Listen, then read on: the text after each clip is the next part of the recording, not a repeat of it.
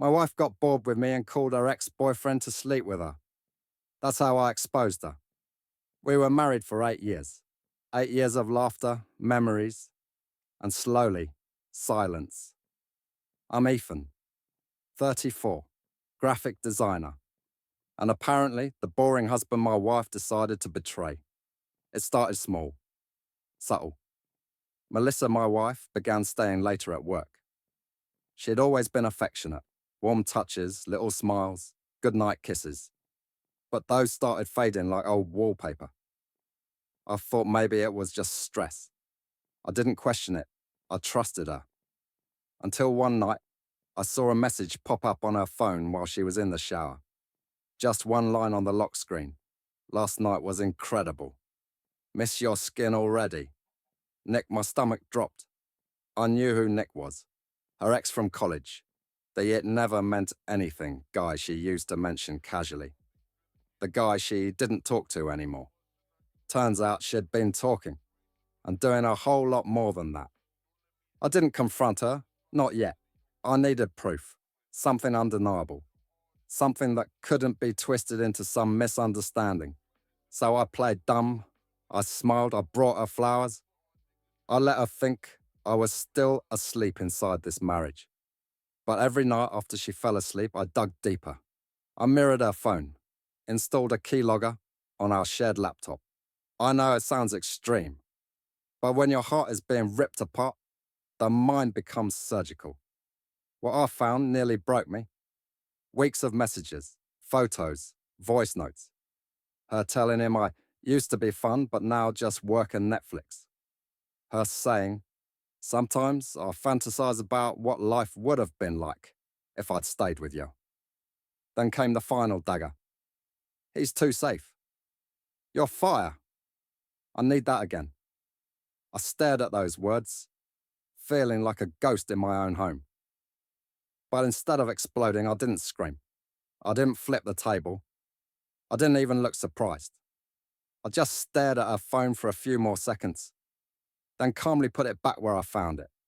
She had no idea I knew. From that moment on, I became an actor in my own home. Every smile was fake. Every I love you was a lie I whispered through gritted teeth. I watched her get dressed up more often. I watched her spend more time on her phone. And I watched her delete messages right after sending them. I knew she was planning something. I needed proof. Not just messages. Real, undeniable proof. So I bought a second phone and hid it under the TV stand in the living room. The lens pointed directly at the couch, where she usually lounged, giggled, and sometimes whispered sweet things to someone who wasn't me. One night, while I was working late, I watched the live feed from the hidden phone. And there he was, her ex, sitting on my couch, drinking my whiskey, with his arm casually thrown around my wife. They kissed.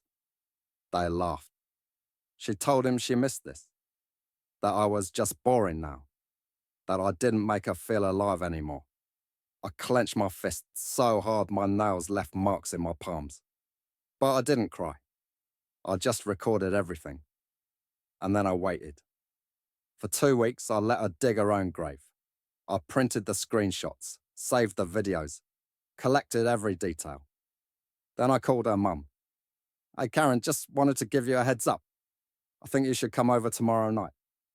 Then I called her brother. And finally, her boss. Why her boss? Because she told her job she was taking a mental health week. In reality, she was spending 4 nights with her ex in a hotel. That I paid for. The setup. The next night, I made dinner. Her favourite, lemon garlic chicken with roasted potatoes. She came home, kissed me on the cheek, said, "You're too good to me." I almost laughed. Almost. At 7 p.m., there was a knock. "Can you get that, babe?" I called from the kitchen. She opened the door and froze. There stood her mother, her brother, and her boss. Behind them, a TV screen I'd set up with the hidden footage cued and ready to play. I walked out, still wearing my apron. "Have a seat, everyone?" I hit play.